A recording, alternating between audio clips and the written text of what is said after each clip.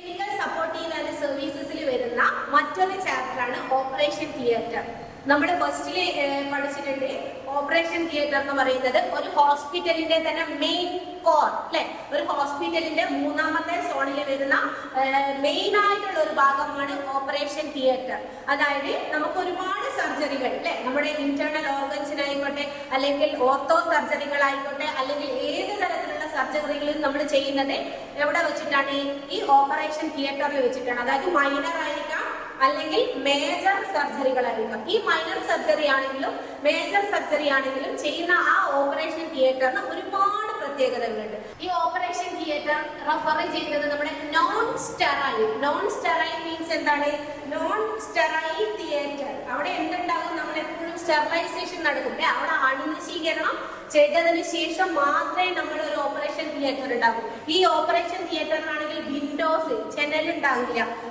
Directly നമ്മുടെ sunlight ആയിക്കോട്ടെ അല്ലെങ്കിൽ പുറമേ നിന്നുള്ള എയർ ആയിക്കോട്ടെ ഈ ഓപ്പറേഷൻ തിയേറ്ററിലേക്ക് എൻ്റർ ചെയ്യില്ല. കാരണം അവിടെ അത്രയും സേഫ്റ്റി പ്രിക്കോഷൻ. നമുക്ക് പുറമേ നിന്ന് നോക്കിക്കഴിഞ്ഞാൽ ഈ സർജറി ചെയ്യുമ്പോൾ അതിന്റെ ഉൾഭാഗം നമുക്ക് ഒരിക്കലും കാണില്ല. പക്ഷേ എന്നാൽ അവിടെ വരുന്ന ടെമ്പറേച്ചർ നമ്മൾ എങ്ങനെ മെയിൻറ്റെയിൻ ചെയ്യും? നമ്മുടെ പുറമേയുള്ള ടെമ്പറേച്ചറും ഈ ഓപ്പറേഷൻ തിയേറ്ററിന്റെ ഉള്ളിലുള്ള ടെമ്പറേച്ചറും തമ്മിൽ ഒരുപാട് വ്യത്യാസമുണ്ട്. അതായത് നമ്മുടെ ഈ ഓപ്പറേഷൻ തിയേറ്ററിൽ വരുന്ന ടെമ്പറേച്ചർ ഒരു സെറ്റിംഗ്സ് ആണ്. അതായത് 65 ഡിഗ്രി ടു 75 ഡിഗ്രി ഫാരൻഹീറ്റ്, അതായത് ഡിഗ്രി സെൽഷ്യസിൽ പറയുകയാണെങ്കിൽ 18 ഡിഗ്രി സെൽഷ്യസിന്റെയും 24 ഡിഗ്രി സെൽഷ്യസിന്റെയും ഇടയിലായിട്ടാണ് വരുന്നത്. പക്ഷെ ടിപ്പിക്കലി പറഞ്ഞാൽ അവിടെ വരുന്ന ടെമ്പറേച്ചർ 73.4 ഡിഗ്രി ഫാരൻഹീറ്റ് ആണ്. അപ്പൊ ആ ടെമ്പറേച്ചർ നമുക്ക് ബോഡിക്ക് എന്ത് ചെയ്യാൻ പറ്റില്ല, നമ്മുടെ ബോഡിക്ക് പെട്ടെന്ന് താങ്ങാൻ പറ്റില്ല. അതുകൊണ്ടാണ് എപ്പോഴും അതിന്റെ ഉള്ളിൽ 24 അവേഴ്സ് അല്ലെങ്കിൽ വർക്കിംഗ് അവേഴ്സ് 8 അവേഴ്സ് ആണെങ്കിൽ 8 അവേഴ്സ് ഏതൊക്കെയാണ് വർക്കിംഗ് ടൈം വരുന്ന ആ ഡോക്ടേഴ്സിന് അവർ ഓൾവേസ് വെയർ 2 ഗൗൺ. എന്ത് ചെയ്യും? അവര് 2 ഗൗണുകൾ ധരിക്കും. അതേപോലെ തന്നെ ഓൾവേസ് വെയർ ക്യാപ്പ്. തലയിൽ എന്തുണ്ടാകും? ഒരു ക്യാപ്പ്, സ്റ്റെറൈൽ ക്യാപ്പ് ഉണ്ടാകും. ഗ്ലൗസ് ഇതൊക്കെ യൂസ് ചെയ്തുകൊണ്ടാണ്, ഷൂസ് അല്ലെങ്കിൽ ചപ്പൽസ് യൂസ് ചെയ്തുകൊണ്ടാണ് അവിടെയുള്ള ഡോക്ടേഴ്സ് നിൽക്കുന്നത്. കാരണം അവരുടെ ബോഡി എപ്പോഴും നമ്മുടെ ഈ ടെമ്പറേച്ചറുമായിട്ടാണ് കണക്ട് ചെയ്യുന്നത്. നമ്മുടെ ബോഡി ടെമ്പറേച്ചർ പുറമേയുള്ള ടെമ്പറേച്ചറിനേക്കാളും കൂടുതലാണ് എവിടെ വരുന്നത്? ഈ തിയേറ്ററിൽ വരുന്നത്. അതുകൊണ്ടാണ് നമുക്ക് എപ്പോഴും തിയേറ്ററിന്റെ ഉള്ളിലേക്ക് കയറി കഴിഞ്ഞാൽ ഷിവറിങ് വരും. ഒരു പേഷ്യന്റിനാണെങ്കിൽ നമ്മൾ സർജറി ചെയ്ത് കഴിഞ്ഞാൽ ഷിവറിങ് വരും. അപ്പൊ എന്ത് ചെയ്യുന്നു? നമുക്കൊരു ബ്ലാങ്കറ്റിൽ അവർ നമ്മൾ കവർ ചെയ്യും. എന്താണ്? ആ ടെമ്പറേച്ചർ മെയിൻറ്റെയിൻ ചെയ്യാൻ വേണ്ടിയിട്ടാണ്. അപ്പൊ നമ്മൾ എപ്പോഴും ഓപ്പറേഷൻ തിയേറ്ററിന്റെ ഉള്ളിൽ പോയി കഴിഞ്ഞാൽ നമ്മൾക്ക് എന്താണ്? സ്റ്റെറൈൽ അണുനശീകരണം അല്ലെ, ഓട്ടോമാറ്റിക്കലി എപ്പോഴും അവിടെ എന്ത് നടക്കുന്നുണ്ട്? സ്റ്റെറിലൈസേഷൻ നടക്കുന്നുണ്ട്. എന്തിന്റെ ഉള്ളിൽ? ഓപ്പറേഷൻ തിയേറ്ററിൽ. നമുക്കറിയാം ഒരു ഹോസ്പിറ്റലിന്റെ മെയിൻ കോർ, പ്രധാന ഘടകം എന്ന് പറയുന്നത് എന്താണ്? ഈ ഓപ്പറേഷൻ തിയേറ്റർ ആണ്. അപ്പൊ എപ്പോഴും നമ്മൾ അവിടെയുള്ള ടെമ്പറേച്ചർ എന്തായിരിക്കും? പുറമേയുള്ള ടെമ്പറേച്ചറും അവിടെയുള്ള ടെമ്പറേച്ചറും തമ്മിൽ വ്യത്യാസം ഉണ്ടാകും. നമ്മൾ എപ്പോഴും മനസ്സിലാക്കണം, അവിടെ വരുന്ന ഒരു തിയേറ്ററിൽ വരുന്ന ടിപ്പിക്കലായിട്ട് വരുന്ന ടെമ്പറേച്ചർ എന്ന് പറയുന്നത് 73.4 ഡിഗ്രിയാണ് അവിടെ വരുന്ന ആ ടെമ്പറേച്ചർ. ഈ ടെമ്പറേച്ചർ എപ്പോഴും ഇങ്ങനെ കൂട്ടുന്നതിന്റെ കാരണം എന്താണെന്ന് വെച്ച് കഴിഞ്ഞാല് ഈ പേഷ്യന്റിന്റെ ശരീരത്തിലുള്ള ഇൻഫെക്ഷൻസിനെ എന്ത് ചെയ്യണം? ഇൻഫെക്ഷൻസിനെയും അതേപോലെ തന്നെ സർജിക്കൽ ടീമിന്റെ ഇൻഫെക്ഷനും നമുക്ക് അവിടെ പ്രിവെന്റ് ചെയ്യണം അല്ലെ. അപ്പൊ അതിന് വേണ്ടിയിട്ടാണ് നമ്മൾ എപ്പോഴും എന്ത് ചെയ്യുന്നത്? ആ സർജിക്കൽ അല്ലെങ്കിൽ ഓപ്പറേഷൻ തിയേറ്ററിൽ വരുന്ന ടെമ്പറേച്ചറിൽ വേരിയേഷൻ വരുന്നത്.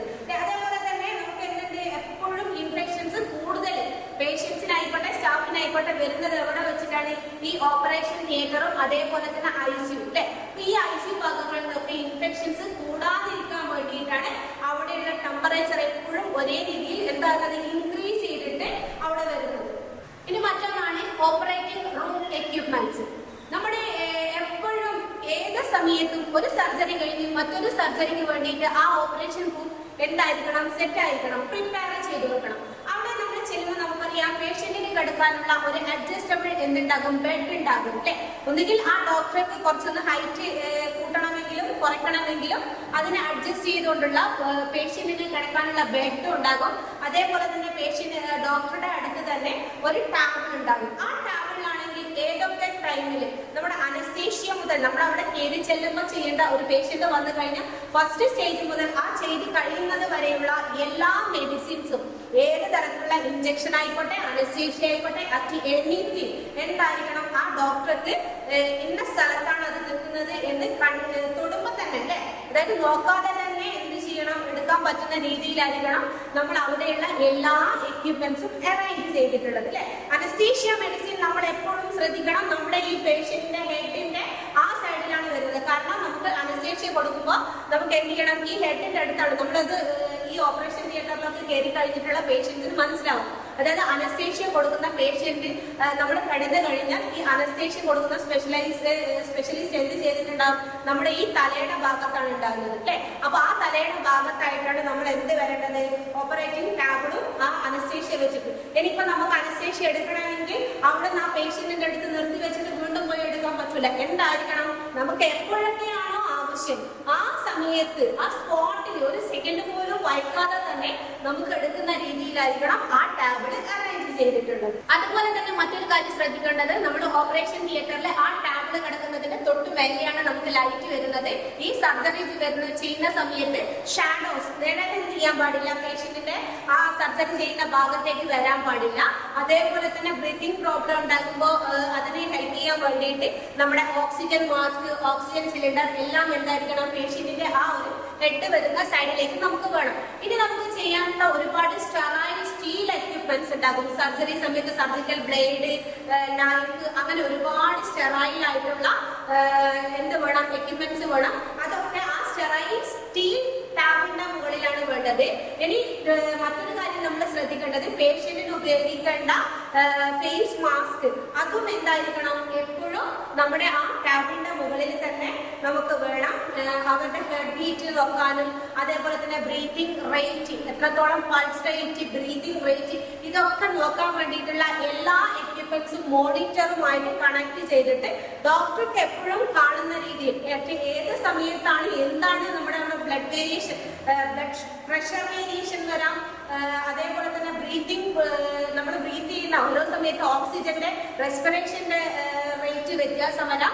ഈ കണ്ടീഷൻസിലൊക്കെ മനസ്സിലാക്കാൻ വേണ്ടിയിട്ട് ആ മോണിറ്റർ പേഷ്യന്റുമായിട്ട് കണക്ട് ചെയ്ത മോണിറ്റർ എപ്പോഴും ഡോക്ടർക്ക് നോക്കിക്കഴിഞ്ഞാൽ, കണ്ണിന് നോക്കിക്കഴിഞ്ഞാൽ നേരെ കാണുന്ന രീതിയിലായിരിക്കണം നമ്മൾ ഈ മോണിറ്റർ വെക്കുന്നത്. അപ്പൊ ഇങ്ങനെ ഒരുപാട് കാര്യങ്ങൾ എന്ത് ചെയ്യണം, നമ്മൾ ഓപ്പറേഷൻ തിയേറ്ററിൽ നമ്മൾ സജ്ജീകരിക്കണം. ഈ മറ്റൊരു കാര്യം, നമ്മൾ എക്യുപ്മെന്റ്സ് സജ്ജീകരണം നമ്മൾ പഠിച്ചു. ഇനി മറ്റൊന്നാണ്, ഈ സർജറി ചെയ്യുന്ന സമയത്ത് അതിനുള്ളിലേക്ക് വരുന്ന സ്റ്റാഫുകൾ, അത് ഡോക്ടർ ആയിക്കോട്ടെ, നഴ്സിംഗ് സ്റ്റാഫ് ആയിക്കോട്ടെ, ആരാണെങ്കിലും നമ്മുടെ ഓപ്പറേഷൻ തിയേറ്റർ സ്റ്റാഫുകൾ എന്തൊക്കെ കാര്യങ്ങൾ ശ്രദ്ധിക്കണം. അതിന് ഫസ്റ്റ് വൺ പറയുകയാണെങ്കിൽ അവരെപ്പോഴും എന്തായിരിക്കണം, ഒരു ഗൗൺ ഉണ്ടാകും അല്ലെ, ഗൗൺ ഉണ്ടാകും, ഗ്ലൗസ് ഉണ്ടാകും, ക്യാപ്പ് ഉണ്ടാകും. അതേപോലെ തന്നെ നമുക്ക് എന്ത് വേണം, ഒരു ഫേസ് മാസ്ക് നമ്മുടെ മൗത്തിനെയും അതേപോലെ തന്നെ നോസിനെയും പ്രൊട്ടക്ട് ചെയ്തിട്ട്. എന്തിനു വേണ്ടിയിട്ടാന്ന് വെച്ച് കഴിഞ്ഞാൽ, നമ്മുടെ ബ്രീത്തിങ് ചെയ്യുമ്പോൾ നമുക്ക് എന്തെങ്കിലും തരത്തിലുള്ള ഇൻഫെക്ഷൻസ് ഉണ്ടെങ്കിൽ നമുക്കറിയാം ഏറ്റവും കൂടുതൽ സ്പ്രെഡ് ചെയ്യുന്നത് ത്രൂ മൗത്ത് ആൻഡ് നോസ് ആണ്. അപ്പൊ നമ്മൾ ആ ബ്രീത്ത് ഔട്ട് ചെയ്യുന്ന സമയത്ത് പേഷ്യന്റിന്റെ അടുത്ത് നിന്ന് നമുക്കും ഇൻഫെക്ഷൻ പാടില്ല, നമ്മൾ അടുത്തുനിന്ന് പേഷ്യന്റിനും ഇൻഫെക്ഷൻ പാടില്ല. അതേപോലെ തന്നെ മറ്റൊന്നാണ്, ഓൾവേസ് വെയർ പ്രൊട്ടക്റ്റീവ് ഗ്ലാസ്. ഈ ഡോക്ടേഴ്സ് ഹൈ ഫ്രീക്വൻസി റേസ് ഒക്കെ ഉപയോഗിച്ചിട്ട് ചെയ്യുമ്പോൾ, അതായത് നമ്മൾ പറഞ്ഞ എംബോളൈസേഷൻ ഒക്കെ ചെയ്യുമ്പോൾ, കീമോതെറാപ്പി ആയിക്കോട്ടെ, ഏതെങ്കിലും തരത്തിലുള്ള എംബോളൈസേഷൻ പ്രൊസീജിയർ ചെയ്യുമ്പോൾ അല്ലെങ്കിൽ റേഡിയോ ആക്റ്റീവ് റേസ് ഉപയോഗിക്കുമ്പോൾ അവരുടെ കണ്ണിനെ പ്രൊട്ടക്ട് ചെയ്യണം. ആ കണ്ണിനെ പ്രൊട്ടക്ട് ചെയ്യാൻ വേണ്ടിയിട്ടാണ് നമ്മൾ എന്ത് പറയുന്നത്, ഓൾവേസ് വെയർ ഗ്ലാസ്. അപ്പോൾ ഇൻഫെക്ഷൻസ് എന്ത് ചെയ്യാൻ പാടില്ല, സ്പ്രെഡ് ചെയ്യരുത്. അതിനാണ് നമ്മൾ മാസ്ക് ധരിക്കുന്നത്. അപ്പോൾ അതേപോലെ തന്നെ അവർ എന്ത് ധരിച്ചിട്ടുണ്ടാകും, ചപ്പൽ. അത് എന്താണ്, നമ്മുടെ ഈ മൈക്രോ ഓർഗാനിസത്തിന്റെ ഇൻഫെക്ഷൻസ് തടയാൻ വേണ്ടിയിട്ടാണ് അവർ ധരിക്കുന്നത്. ഹോസ്പിറ്റലിന്റെ ഈ ഓപ്പറേഷൻ തിയേറ്ററിൽ തന്നെ നമുക്ക് റെസ്ട്രിക്റ്റഡ് ഏരിയ ഉണ്ടാകും. അതായത് ഡിഫറന്റ് സോണിൽ വരുന്ന ചില ഭാഗത്തേക്ക് നമുക്ക് ഹോസ്പിറ്റൽ സ്റ്റാഫിന് മാത്രമേ നമുക്ക് അതിനുള്ളിലേക്ക് എൻ്റർ ചെയ്യാൻ പറ്റുള്ളൂ. പുറമേ നിന്നുള്ള വ്യക്തികൾക്ക് എന്ത് ചെയ്യാൻ പറ്റില്ല, അതിന്റെ ഉള്ളിലേക്ക് പ്രവേശിക്കാനില്ല. അതായത് അൺറെസ്ട്രിക്റ്റഡ് ഏരിയ ഉണ്ടാകും, റെസ്ട്രിക്റ്റഡ് ഏരിയ ഉണ്ടാകും. അൺറെസ്ട്രിക്റ്റഡ് ഏരിയയിലാവുമ്പോൾ നമുക്ക് എല്ലാവർക്കും എന്ത് ചെയ്യാം, പ്രവേശിക്കാൻ പറ്റും. എന്നാൽ സെമി റെസ്ട്രിക്റ്റഡ് ഏരിയയിലാണെങ്കിൽ നമ്മളൊരു സർജറി ചെയ്ത് കഴിഞ്ഞാൽ അല്ലെങ്കിൽ മറ്റെന്തെങ്കിലും തരത്തിലുള്ള ഇൻഫെക്ഷ്യസ് ഡിസീസസ് ആയിട്ടുള്ള ഒരാളുമായിട്ട് പോവുകയാണെങ്കിൽ അവരുടെ കൂടെ ഒരു ബൈസ്റ്റാൻഡർ എന്ന രീതിയിലാണ് നമ്മുടെ സെമി റെസ്ട്രിക്റ്റഡ് സോൺ വരുന്നത്. ഇനി റെസ്ട്രിക്റ്റഡ് സോൺ ആകുമ്പോൾ അവിടെ എന്തില്ല, ആർക്കും പ്രവേശനമില്ല. ഇനി അവിടെ നമ്മളൊരു മെഡിക്കൽ സ്റ്റാഫ് പോവുകയാണെങ്കിൽ തന്നെ അവർക്ക് എന്താവശ്യമാണ്, ഒരുപാട് പ്രൊട്ടക്റ്റീവ് ഡ്രസ്സിങ്സ് വേണം അല്ലെ. അതായത് എന്താ പറയാ, നമ്മുടെ ഗൗണൊക്കെ ധരിച്ച് മാസ്ക് ഒക്കെ വെച്ച് ഒരുപാട് ഇൻഫെക്ഷൻസ് ഒന്നും അവരെടുക്കുന്ന പേഷ്യന്റിന്റെ അടുത്തുനിന്ന് അവർക്കും ഇൻഫെക്ഷൻസ് വരാതിരിക്കാൻ നമ്മുടെ ഈ നിപ്പ അതേപോലെ തന്നെ കൊറോണ കേസിലൊക്കെ നമ്മൾ എങ്ങനെയാണോ PPE കിറ്റ് ധരിച്ചിട്ട് അവരുടെ പേഷ്യന്റിന്റെ അടുത്ത് നിന്ന് കയറിയത്, അതേപോലെ തന്നെയാണ് നമ്മൾ ആ റെസ്ട്രിക്റ്റഡ് ഏരിയ. അതേപോലെ തന്നെ റെസ്ട്രിക്റ്റഡ് ഏരിയ എന്ന് പറയുമ്പോൾ മറ്റൊരു ഭാഗമാണ് നമ്മുടെ ഈ ഓഫീസ് ഫയലുകളിൽ, അതേപോലെ തന്നെ ഹൈലി എക്സ്പ്ലോസീവ് ആയിട്ടുള്ള മെഡിസിൻസ് ഉണ്ടാകും, എന്താ പറയുക, അങ്ങനെയുള്ള ഒരുപാട് ഡേഞ്ചറസ് ആയിട്ടുള്ള കെമിക്കൽസ് ഒക്കെ സൂക്ഷിക്കുന്ന ഭാഗത്ത് അവിടെയുള്ള മെഡിക്കൽ സ്റ്റാഫിന് അല്ലെങ്കിൽ അവിടെ കൈകാര്യം ചെയ്യുന്ന സ്റ്റാഫ് ഏതാണോ അവർക്ക് മാത്രമേ എൻട്രൻസ് ഉള്ളൂ, പ്രവേശനമുള്ളൂ. അപ്പൊ അവിടെ എന്ത് ചെയ്യണം, നമ്മള് അവിടെ ഒരു റെസ്ട്രിക്റ്റഡ് ഏരിയ തന്നെയാണ്. അപ്പൊ നമ്മൾ പുറമേ നിന്നും ധരിച്ചിട്ടുള്ള വസ്ത്രങ്ങൾ, ഷൂസ് ഇതൊന്നും ധരിച്ചിട്ട് നമുക്ക് ആ റെസ്ട്രിക്റ്റഡ് ഏരിയയിലേക്ക് പോകാൻ പാടില്ല. ആ മെഡിക്കൽ സ്റ്റാഫ് ആണെങ്കിൽ അവർക്കൊരു റൂം ഉണ്ടാകും. ആ റൂമിൽ വെച്ച് അവർ ഡ്രസ്സുകളൊക്കെ ചേഞ്ച് ചെയ്ത് അതിന്റെ ഉള്ളിലേക്ക് പോകുമ്പോൾ ഇടുന്ന PPE കിറ്റ് മാതിരിയുള്ള ഡ്രസ്സുകളൊക്കെ ധരിച്ചിട്ട് ആ ഓപ്പറേഷൻ തിയേറ്ററിലേക്ക് കടക്കുമ്പോൾ അവരങ്ങനെയാണ് കൊണ്ടുപോകുന്നത്. അപ്പൊ നമുക്കറിയാം, നമ്മളിപ്പോ ഏത് ഹോസ്പിറ്റലിൽ പോയി കഴിഞ്ഞാൽ സർജറി ചെയ്ത ഒരു പേഷ്യന്റിനെ കാണണമെങ്കിൽ നമുക്കൊരു ഗൗൺ തരും, ഒരു ഗ്രീൻ കളർ അല്ലെങ്കിൽ ബ്ലൂ കളർ ഗൗൺ ധരിച്ചിട്ടാണ് നമ്മൾ എന്ത് ചെയ്യുന്നത്, അതിനുള്ളിലേക്ക് പ്രവേശിക്കുന്നത്. മറ്റൊന്നാണ് ഡിസ്പോസബിൾ സോൺ. അതായത് ഡിസ്പോസബിൾ സോൺ എന്ന് പറയുമ്പോൾ നമ്മൾ സർജറി ചെയ്യുമ്പോൾ ആ പേഷ്യന്റ് ധരിച്ചിട്ടുള്ള ഗൗണുകൾ, ആ പേഷ്യന്റ് എന്തൊക്കെ ഡ്രസ്സിങ്സ് ഉപയോഗിച്ചോ ആ ഡ്രസ്സിങ്സ് ഒക്കെ ഡിസ്പോസ് ചെയ്യും. ചിലതാണെങ്കിൽ വാഷ് ചെയ്തിട്ട് റീയൂസ് ചെയ്യും, ചിലതാണെങ്കിൽ എന്ത് ചെയ്യില്ല, നമ്മൾ വീണ്ടും അത് യൂസ് ചെയ്യില്ല, കംപ്ലീറ്റ് ഡിസ്പോസ് ചെയ്യും. അങ്ങനെയുള്ള ആ ഭാഗത്തും അവിടെയുള്ള സ്റ്റാഫിനെ മാത്രമേ നമ്മൾ അവിടത്തേക്ക് എന്ത് ചെയ്യുന്നുള്ളൂ, പ്രവേശനമുള്ളൂ. മറ്റൊന്നാണ് നമ്മൾ ഈ സർജറിക്ക് വേണ്ടി ഉപയോഗിച്ചിട്ടുള്ള equipments, surgical gloves, surgical knife, surgical needles, ഇതൊക്കെ ഡിസ്പോസ് ചെയ്യുന്ന ഏരിയ ഉണ്ടാകും. അതൊക്കെ നമുക്ക് ആ ഡിസ്പോസൽ ഏരിയയിൽ ആർക്കും പ്രവേശനമില്ല, പുറമേ നിന്നുള്ള ഒരാൾക്ക് ആ ഭാഗത്തേക്ക് പ്രവേശനം ഇല്ല. ഇതെന്തൊക്കെയാണ് ഇതിന്റെ അഡ്വാൻറ്റേജസ്? അതായത് ഹോസ്പിറ്റൽ ഇൻഫെക്ഷൻസ് ഒരു പരിധി വരെ തടയാൻ വേണ്ടിയിട്ട് നമുക്ക് ഈ റെസ്ട്രിക്റ്റഡും സെമി റെസ്ട്രിക്റ്റഡും അൺറെസ്ട്രിക്റ്റഡ് ഏരിയ കൊണ്ട് നമുക്ക് പറ്റും. അതേപോലെ തന്നെ increase the efficiency of operating team members. നമ്മൾ കൂടുതൽ ആളെ കാണുമ്പോൾ അല്ലെങ്കിൽ നമ്മൾ കൂടുതലായിട്ട് ഒരുപാട് ആൾക്കാർ ഒരേ സമയത്ത് പ്രവേശിക്കുമ്പോൾ ആ മെഡിക്കൽ സ്റ്റാഫിന് ഒരുപാട് പ്രോബ്ലംസ് ഉണ്ടാകും അല്ലേ. അപ്പൊ അവർക്ക് കൈകാര്യം ചെയ്യണമെങ്കിൽ എന്തായിരിക്കണം, ആ അന്തരീക്ഷം വളരെ സേഫ് ആയിരിക്കണം, സൈലന്റ് ആയിരിക്കണം. പിന്നെ അതേപോലെ തന്നെ അവരുടെ വർക്ക് ഫ്ലോ സ്മൂത്ത് ആയി പോകാൻ അല്ലെ. അവരുടെ നമുക്കറിയാം, ഒരു ഹോസ്പിറ്റൽ എന്ന് പറയുമ്പോൾ ഒരുപാട് എമർജൻസി കണ്ടീഷൻസ് ഉണ്ടാകും. ഇതൊക്കെ മെയിൻറ്റെയിൻ ചെയ്ത് അവിടെയുള്ള പ്രവർത്തനം സുഗമമായ രീതിയിലേക്ക് അല്ലെ, അതായത് സേഫ് ആയിട്ടുള്ള ഒരു ഫ്ലോ കിട്ടണമെങ്കിൽ നമുക്ക് എന്തുണ്ടാകാൻ പാടില്ല, പുറമേ നിന്നുള്ള ഒരുപാട് പ്രശ്നങ്ങൾ അവിടെ ഉണ്ടാകാൻ പാടില്ല. അതേപോലെ തന്നെ മറ്റൊന്നാണ് diseases Hazard in operative rooms. മറ്റൊന്ന് എൻഷുവർ പ്രോപ്പർ പൊസിഷനിങ് എക്യുപ്മെന്റ്സ്. നമ്മൾ എന്തൊക്കെ ഉപകരണങ്ങൾ ഏതൊക്കെ ഭാഗത്ത് വെച്ചോ ആ കറക്റ്റ് ഏരിയ നമുക്ക് അവിടെ ആ കൈകാര്യം ചെയ്യുന്ന ഒരു ഓപ്പറേറ്റിംഗ് സ്റ്റാഫിന്, ഓട്ടിംഗ് സ്റ്റാഫിന് മാത്രമേ അവിടെ ഏതൊക്കെ സാധനങ്ങൾ ഏതൊക്കെ ഭാഗങ്ങളിലുണ്ട്. അപ്പൊ അത് നമ്മൾ വേറൊരു പുറമേ നിന്നുള്ള ഒരാള് അവിടെ കയറി കഴിഞ്ഞാൽ അതിന്റെ സ്ഥാനം തെറ്റിക്കഴിഞ്ഞാൽ അവർക്ക് എന്താണ് ബുദ്ധിമുട്ടാണ്. അപ്പൊ ഇങ്ങനെയുള്ള ഒരുപാട് ഏരിയാസിലേക്ക് നമ്മൾ കടക്കുമ്പോൾ അവിടെ റെസ്ട്രിക്റ്റഡ് ഏരിയ ആണോ, സെമി റെസ്ട്രിക്റ്റഡ് ഏരിയ ആണോ, അൺറെസ്ട്രിക്റ്റഡ് ഏരിയ ആണോ, അല്ലെങ്കിൽ ഹസാർഡ് ഏരിയ ആണോ എന്ന് നമ്മൾ നോക്കും. അതിനുശേഷം അവിടെ ഏതൊക്കെ സ്റ്റാഫിനാണ് പെർമിഷൻ ഉള്ളത് അവർക്ക് മാത്രമേ അവിടെ പ്രവേശിക്കാനുള്ള അനുമതിയുള്ളൂ. ഇനി മറ്റൊന്നാണ് ഇതിന്റെ തന്നെ സബ് ഏരിയാസ്. ആ സബ് ഏരിയാസിൽ വരുന്നതാണ് നേഴ്സസ് സ്റ്റേഷൻ ആൻഡ് കൗണ്ടർ. നമുക്കറിയാം, നമ്മൾ ഒരു ഓപ്പറേഷൻ തിയേറ്ററിലേക്ക് നമ്മൾ ചെല്ലുമ്പോൾ അവിടെ ഓരോ പേഷ്യന്റിനെയും, ഓപ്പറേഷൻ ചെയ്തിട്ടുള്ള പേഷ്യന്റിന് ഓരോ പേഷ്യന്റിനും ഓരോ നേഴ്സിംഗ് സ്റ്റാഫ് എന്ന രീതിയിലാണ് വരുന്നത്. അപ്പൊ നമ്മൾ അവിടെ ഉണ്ടാകുന്ന എല്ലാ കാര്യങ്ങളും, ഇപ്പൊ ഒരു ഓപ്പറേഷന് തൊട്ട് മുൻപ് പേഷ്യന്റിനെ എല്ലാം ഡ്രസ്സിങ് ചെയ്ത് എല്ലാം ഒരുക്കി സജ്ജീകരണം നടത്തി, അതായത് എന്തിന് നെക്സ്റ്റ് സർജറി ചെയ്യാൻ വേണ്ടിയിട്ട് ആ പേഷ്യന്റിനെ പ്രിപ്പയർ ചെയ്യുക എന്നത് ഈ നഴ്സിംഗ് സ്റ്റാഫിന്റെ ധർമ്മമാണ്. ഇനി മറ്റൊന്നാണ് pre operative checkup area. Pre operative checkup area എന്ന് പറയുമ്പോൾ ഓപ്പറേഷൻ തിയേറ്ററിന്റെ തൊട്ടടുത്ത് തന്നെ നഴ്സിംഗ് സ്റ്റേഷനുമായി ബന്ധപ്പെട്ടിട്ടാണ് ഏതുള്ളത്, പ്രീ ഓപ്പറേറ്റീവ് ഏരിയ. ഇവിടെ നമ്മളെ വാർഡിൽ നിന്നോ അല്ലെങ്കിൽ റൂമിൽ നിന്നോ പേഷ്യന്റിനെ കൊണ്ടുവന്ന റിസീവ് ചെയ്യലാണ് എവിടെ ചെയ്യുന്നത്, ഈ പ്രീ ഓപ്പറേറ്റീവ്. അവിടെ പേഷ്യന്റിനെ നഴ്സിംഗ് സ്റ്റേഷനിൽ നിന്നും നഴ്സുമാരെ സർജറി ചെയ്യാൻ വേണ്ടിയിട്ട് പ്രിപ്പയർ ചെയ്തിട്ട് എവിടെ കൊണ്ടുപോകുന്നു, പ്രീ ഓപ്പറേറ്റീവ് ചെക്കപ്പ് ഏരിയ. അവരുടെ റെക്കോർഡുകൾ, ഏതൊക്കെ മെഡിസിൻ ആണ് സർജറി സമയത്ത് ആവശ്യം, അതും പേഷ്യന്റിനെയും റിസീവ് ചെയ്യുന്ന ഏരിയ. ഇനി മൂന്നാമതാണ് ഹോൾഡിംഗ് ഏരിയ. ഈ ഹോൾഡിംഗ് ഏരിയ എന്ന് പറഞ്ഞു കഴിഞ്ഞാൽ ഇവിടെ വെച്ചിട്ടാണ് പേഷ്യന്റിനെ IV കാനുല, അതായത് സർജറി ചെയ്യുമ്പോൾ ഡ്രിപ്പ് കേൾക്കണമെങ്കിൽ IV ലൈൻ ഇൻസർട്ടേഷൻ, അതേപോലെ തന്നെ കാത്തീറ്റർ ഗ്യാസ്ട്രിക് ട്യൂബ് നമ്മുടെ വായിൽ കൂടെ ട്യൂബ് ഇട്ടിട്ട് ചെയ്യുന്ന എന്തെങ്കിലും പ്രൊസീജിയർ ആണെങ്കിൽ അത് കൊടുക്കും. അതേപോലെ തന്നെ മാസ്ക് എല്ലാ സജ്ജീകരണം ചെയ്യുന്നതാണ് നമ്മുടെ ഏരിയ ഹോൾഡിംഗ് ഏരിയ. മറ്റൊന്നാണ് അനസ്തേഷ്യ റൂം. ഈ അനസ്തേഷ്യ റൂമിൽ വെച്ചിട്ടാണ് നമ്മുടെ പേഷ്യന്റിന് അനസ്തേഷ്യ നൽകുന്നത്.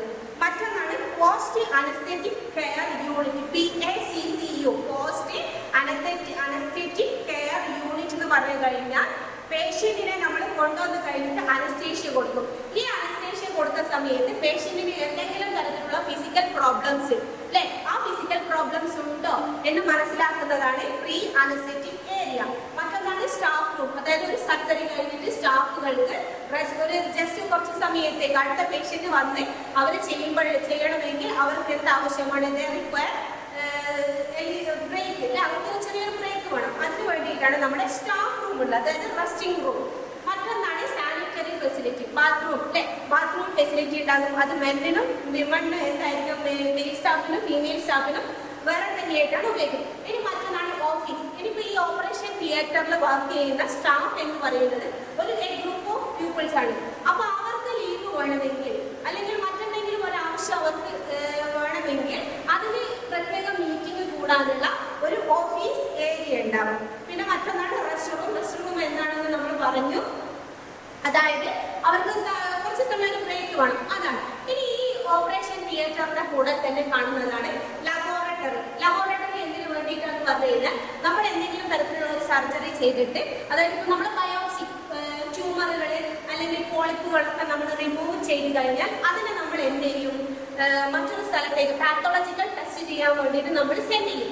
ആ പാത്തോളജിക്കൽ ടെസ്റ്റ് കൊടുത്തയക്കുന്നതിന്റെ മുൻപ് നമ്മൾ ഈ സർജറി ചെയ്ത് കഴിഞ്ഞാൽ ആ സ്പെസിമെൻ സ്റ്റോർ ചെയ്യുന്ന ലാബ് അല്ലെ, അത് എന്ത് സർജറി ആയിക്കോട്ടെ, ഏതൊരു സർജറി ചെയ്ത് കഴിഞ്ഞാലും നമ്മൾ അവിടുന്ന് എന്തെങ്കിലും റിമൂവ് ചെയ്തിട്ടുണ്ടെങ്കിൽ ആ റിമൂവ് ചെയ്ത ഓർഗൻ ആയിക്കോട്ടെ, ഭാഗങ്ങളായിക്കോട്ടെ, എന്ത് ഫ്ലൂയിഡ് ആയിക്കോട്ടെ, അത് നമ്മൾ സെൻഡ് ടു പാത്തോളജിക്കൽ ലാബ്. എന്തിനു വേണ്ടിയിട്ടാണ്, നമ്മുടെ പാത്തോളജിക്കൽ ടെസ്റ്റ് ചെയ്യാൻ വേണ്ടിയിട്ട്. അപ്പൊ അത് സ്റ്റോർ ചെയ്യാൻ വേണ്ടിയിട്ട് അല്ലെങ്കിൽ ആ റിസീവ് ചെയ്യാൻ വേണ്ടിയിട്ട്, അവിടുന്ന് സ്പെസിമെൻ റിസീവ് ചെയ്യാൻ വേണ്ടിയിട്ട് ഈ ഓപ്പറേഷൻ തിയേറ്ററിന്റെ കൂടെ തന്നെ നമുക്ക് എന്തും ലഭ്യമാണ്, അവിടെ ഒരു ലാബ് ഫെസിലിറ്റി ഉണ്ടാകും. മറ്റൊന്നാണ് സ്റ്റോർ റൂം. സ്റ്റോർ റൂം എന്ന് പറഞ്ഞു കഴിഞ്ഞാൽ സർജറിക്ക് ആവശ്യമായിട്ടുള്ള A to Z എല്ലാ സാധനങ്ങളും, എന്ത് സാധനങ്ങളും, കോട്ടൺ ആയിക്കോട്ടെ, കോട്ടൺ സ്ലാബ് ആയിക്കോട്ടെ, ഒരു ചെറിയ ഘടകമാണെന്ന് നമ്മൾ വിചാരിക്കുന്ന ആ ചെറിയ ഘടകങ്ങൾ വരെ എന്ത് ചെയ്യണം, നമുക്ക് ആ സ്റ്റോർ റൂമിൽ സ്റ്റോക്ക് ചെയ്തിട്ട് വെക്കേണ്ടതായിട്ട് വരുന്നുണ്ട്. അപ്പൊ നമ്മൾ എന്ത് ചെയ്യണം, ആ സ്റ്റോർ റൂമിൽ അത് സൂക്ഷിച്ചു വെക്കും. നമുക്ക് ഓരോ സർജറിക്കും ആവശ്യം വരുമ്പോൾ നമ്മൾ ആ സ്റ്റോർ റൂമിൽ നിന്നാണ് നമ്മൾ എല്ലാ സാധനങ്ങളും നമ്മളെടുത്ത് കൊണ്ടുവരുന്നത്. ഈ ഓപ്പറേഷൻ തിയേറ്ററിന്റെ കൂടെ തന്നെ കാണുന്ന മറ്റൊരു ഭാഗമാണ് വെയിറ്റിംഗ് റൂം. ഈ വെയിറ്റിംഗ് റൂം അല്ലെങ്കിൽ വെയിറ്റിംഗ് ഗാലറി എന്ന് പറഞ്ഞു കഴിഞ്ഞാൽ ഈ പേഷ്യന്റിന്റെ ബൈസ്റ്റാൻഡർ അല്ലെങ്കിൽ ഫാമിലി മെമ്പേഴ്സ് അവരെ എന്ത് ചെയ്യാം, ഈ പേഷ്യന്റിന്റെ സർജറി കഴിയുന്നത് വരെ അവർ വെയിറ്റ് ചെയ്യുന്ന ഭാഗമാണ് ഇത് വെയിറ്റിംഗ് റൂം. മറ്റൊന്നാണ് വിസിറ്റേഴ്സ് ഗാലറി. അതായത് gallery from for the visitors, operative procedure ചെയ്യാൻ വേണ്ടിയിട്ട് വിസിറ്റ് ചെയ്യുന്ന അവരെന്ത് ചെയ്യും, അവർക്കൊരു സ്പെഷ്യലൈസ് റൂം വേറെ തന്നെയാണ്. അതേപോലെ തന്നെ disposal or sluice room. Disposal ആണെങ്കിൽ നമുക്കറിയാം, നമ്മൾ സർജറിക്ക് ആവശ്യമായിട്ടുള്ള എന്തൊക്കെ സാധനങ്ങൾ ഉപയോഗിച്ചോ അതൊക്കെ എന്ത് ചെയ്യണം, നമുക്ക് ഡിസ്പോസ് ചെയ്യണം. വിത്ത് അവിടെ മെഡിക്കൽ സ്റ്റാഫിന്റെ ഗൗൺ, അവര് യൂസ് ചെയ്ത സാധനങ്ങൾ വരെ നമുക്ക് ഡിസ്പോസ് ചെയ്യുന്ന ആ ഭാഗം.